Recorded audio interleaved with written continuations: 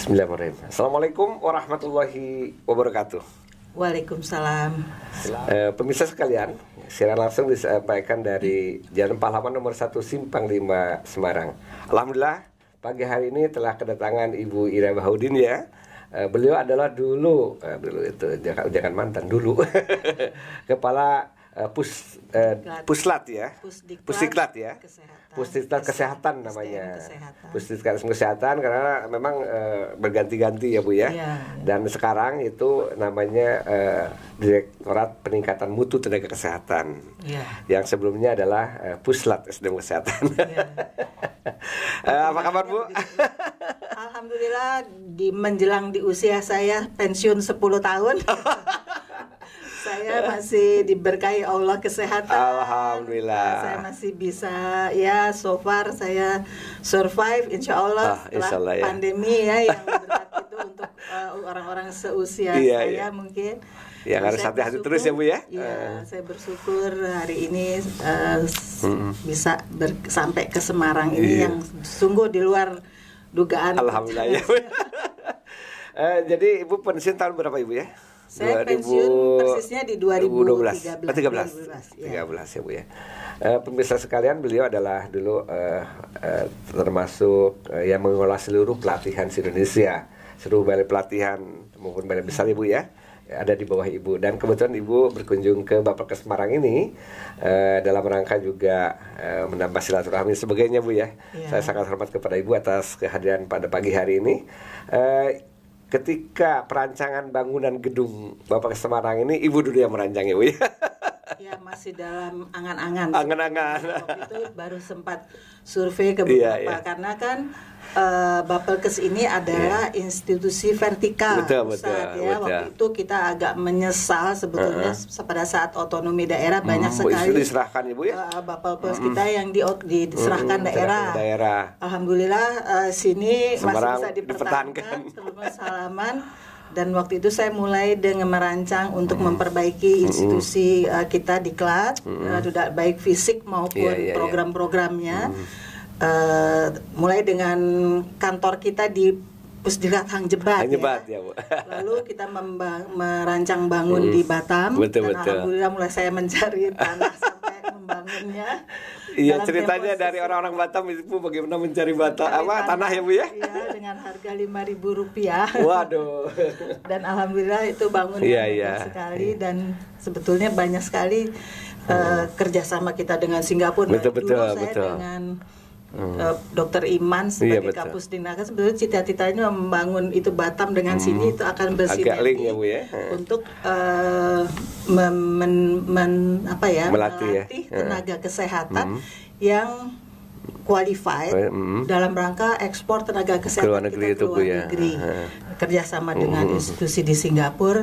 Ya, tapi tentu Allah lebih tahu. Perlu proses juga ya Bu ya. Itu butuh proses yang panjang. Semoga, tapi saya bangga dalam arti tongkat estafet ini berjalan dengan baik. Ya, Bu, ya. Mungkin walaupun ada tambah plus minus di sana, walaupun belum tentunya bukan harus sesuai dengan arahan dari pimpinan yang sekarang. Namun saya berharap tongkat estafet ini akan berlanjut. Terus berlanjut ya. Ibu dulu berapa tahun ya menjadi kepala Pusdiklat? Saya hanya 1,5 tahun. 1,5 tahun ya. Jadi tapi kan mewarnai dengan rencana pembangunan ini. Iya, karena waktu itu begitu cepatnya ya mutasi rotasi dan sebagainya dan perputaran waktu itu ya macam-macam lah. Siap. Tapi yang penting kan berlanjut ya. Artinya tongkat estafet itu berlanjut. Iya, baik Bu. Ibu di Semarang berapa hari Bu rencana? Hanya semalam aja. Sebelumnya kemana aja tuh? Saya sebetulnya ini membawa saudara-saudara saya yang kita semua sudah istilahnya Lolita. Lolos 50 tahun. Lolos 50 tahun, bahkan ada yang 80 tahun. Pasca Covid kita langsung jalan-jalan. Healing ya Bu. Tapi ya bersyukurlah kami masih bersaudara bisa bersama-sama dengan hiruk pikuknya kehidupan ini. Untuk akomodasi di Bapelkes Semarang gimana Bu? Jadi luar biasa. Luar biasa. Hanya pesan saya. Iya, Bu. Yang sudah baik ditetapkan berharga. lebih baik, karena biasanya kita bisa membangun orang Indonesia itu katanya dari memeliharanya susah, tapi memeliharanya yang iya, sulit. Iya, Bu. Jadi itu yang harus dijaga. Tapi saya salut mental jajaran kesehatan pada umumnya dan khususnya di sini semuanya baik, tetap menjaga dedikasinya.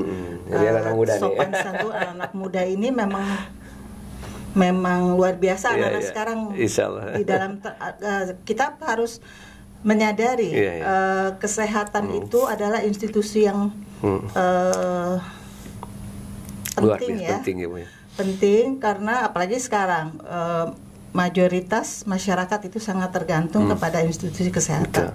Dan tentunya SDM yang berkualitas itu dituntut mumpuni ya kualitasnya. Betul.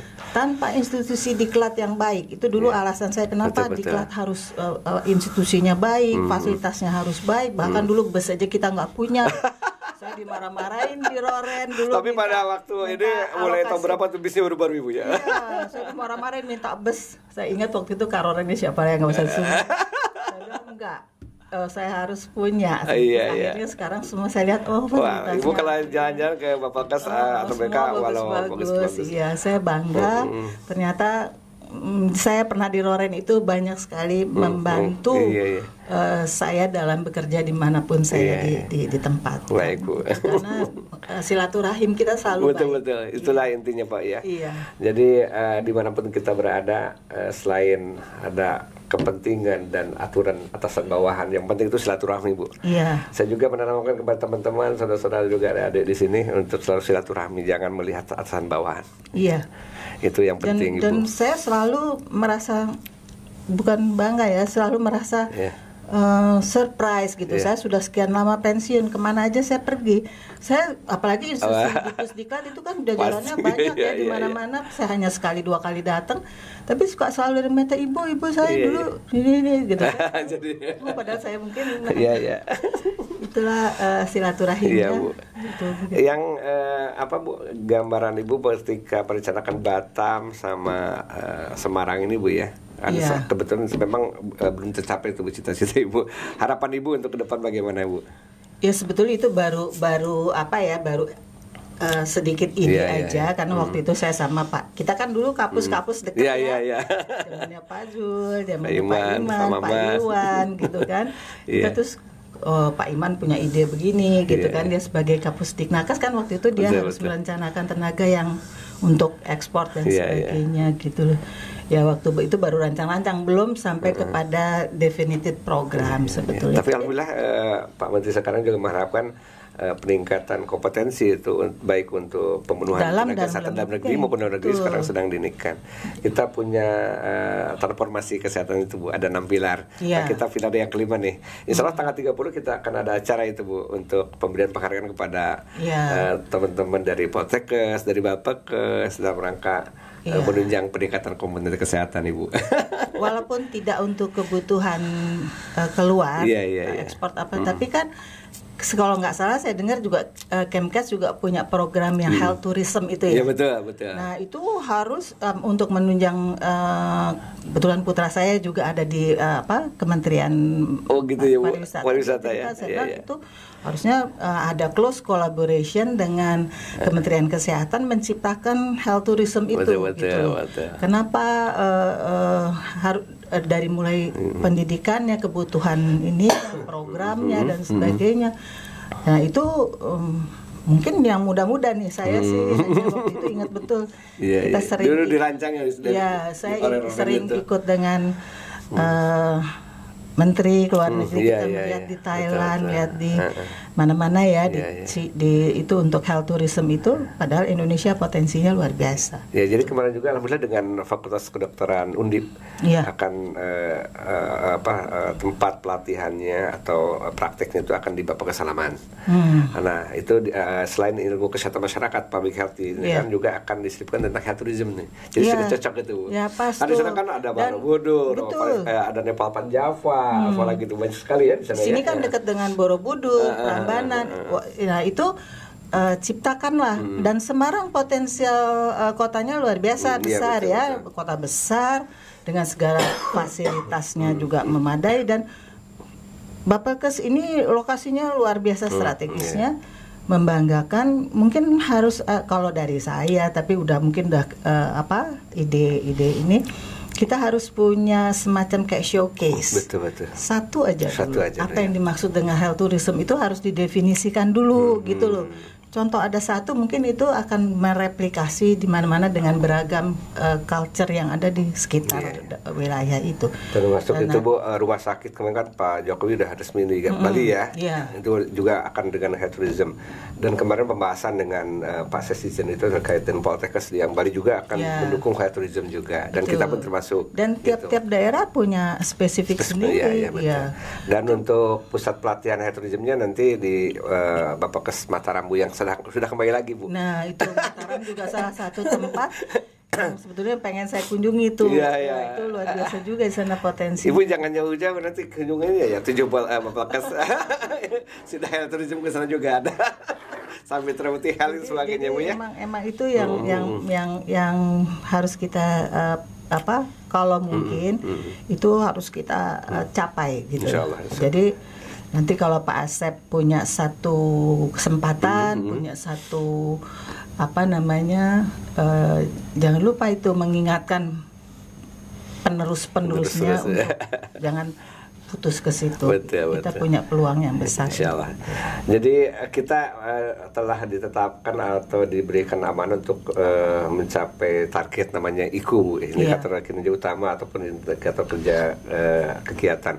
Itu memang sudah dirancang ke arah sana Bu. Jadi mudah-mudahan juga nanti yang sudah dirancang oleh Ibu tentang tenaga kesehatan yang keluar negeri ya memang sudah ada tapi belum ini secara khusus ya Bu ya. Tapi kalau secara ini sudah berjalan, sudah berjalan, tetapi tidak khusus oleh Bapelkes gitu kan. Yang rencana kita di Batam itu ya Bu ya, sama di sini juga. Makanya dulu saya bikin mini hospital di sana.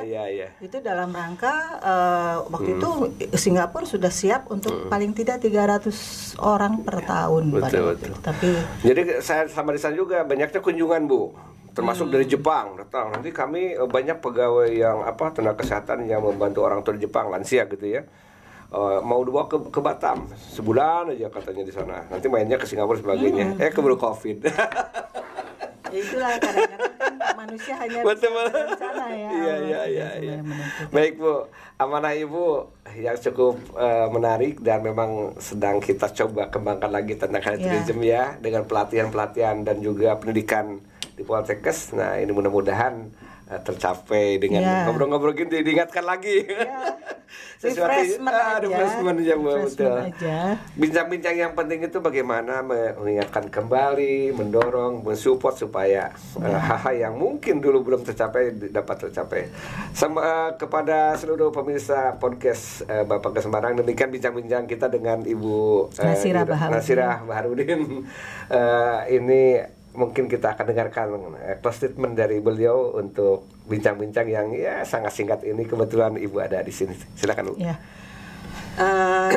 Kalau boleh, Bu. Dengan segala kerendahan hati, pertama saya berterima kasih. Alhamdulillah. Dengan ridho Allah Subhanahu Wa Taala, saya hari ini bersama saudara-saudara saya berhasil dapat mengunjungi Bapelkes Semarang ini. Amin.